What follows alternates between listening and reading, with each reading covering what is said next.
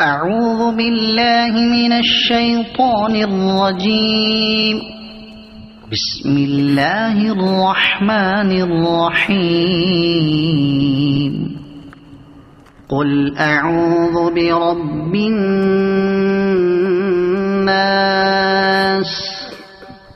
ملك الناس إله الناس من شر الوسواس الخناس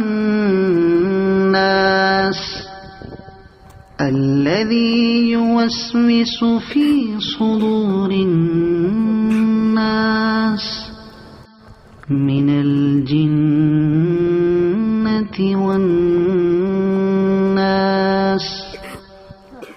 صدق الله العظيم.